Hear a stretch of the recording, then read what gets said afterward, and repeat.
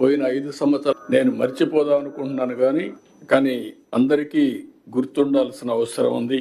వ్యవస్థలన్నీ పూర్తి కూడా ఇప్పటికీ నేను 4వసారి ముఖ్యమంత్రి అయినా ఇప్పటికి కూడా నాకు ఇంకా పూర్తిగా విధ్వంసానికి గురైనటువంటి వ్యవస్థల్ని రివైవ్ చేయడం ఇంకా టైం తీసుకునే పరిస్థితి వస్తా ఉంది. ఇంకొక పక్క ప్రజల హక్కుగా తెలుసుకునే ప్రభుత్వ నిర్ణయాలను కూడా రహస్యంగా దాచిపెట్టడం, జీవోలు ప్రజల కోసం ఆన్లైన్ లో పెట్టే విధానానికి మంగళం పలకడం, అవన్నీ కూడా ఈ రోజు మళ్ళీ ఆన్లైన్ లో పెట్టే పరిస్థితికి వచ్చాం. ఇంకొక పక్కన 5 సంవత్సరాల జీవోలు కాకుండా ఇప్పుడు ఇచ్చే జీవోలన్నీ కూడా ఆన్లైన్ లో పెట్టి ఒక పారదర్శకతకి పెద్ద పెట్టేసే విధంగా ముందుకు పోతున్నాం. ఇంకొక పక్కన నేను చాలా సార్లు 45 సంవత్సరాలుగా చూశాను, ఏ వ్యక్తి కూడా ప్రజాస్వామ్యాన్ని గౌరవించకుండా ప్రజాస్వామ్య విలువల్ని హరించే విధంగా పనిచేస్తే ఎక్కువ సమయం లేకుంటే ఎక్కువ కాలం అని కూడా సాధించలేరు. అవి నేను చూశాను. అదే సమయంలో ప్రజల్ని హింసించే శక్తులను గాని వ్యక్తులను గాని మనం ఉదాసీనతగా ముందుకు పోయినా దానివల్ల కూడా సమాజానికి చెడు జరుగుతుంది. ఇవన్నీ బ్యాలెన్స్ చేయాల్సిన అవసరం ఉంది.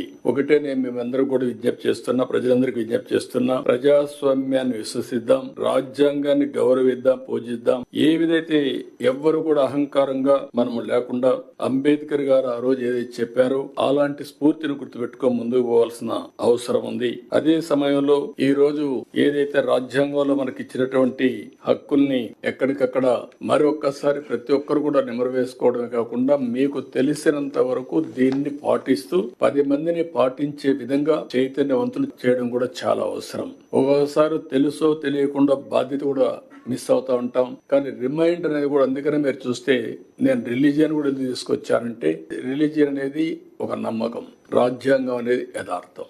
రాజ్యాంగంలో చేసే పనులు హక్కు వస్తుంది. నమ్మకంతో నేను హిందూయిజాన్ని ఆచరిస్తాను, ఆ వారసత్వాన్ని గౌరవిస్తాను, లెగసీ పాటిస్తాను, ఆ లెగసీ కింది వాడు కూడా అందజేస్తాం.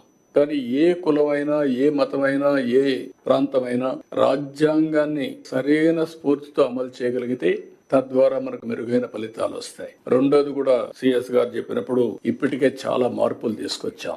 ఒక రిటర్న్ కాన్స్టిట్యూషన్ లో మార్పులు ఎప్పటికప్పుడు తీసుకొచ్చాం గానీ ఆ మార్పులన్నీ మెరుగైన ఫలితాల కోసం తీసుకొచ్చిన మార్పులు కాబట్టి ప్రజలు ఆమోదించే పరిస్థితికి వచ్చారు. ఆ ఫలితాలు గాని దుర్వినియోగం చేసే ఫలితాలు తీసుకొచ్చే సాహసం చేసుంటే మళ్లీ ఓటు హక్కు ద్వారా వాళ్ళని ఎక్కడికక్కడ నియంత్రణ చేసేవాళ్ళు.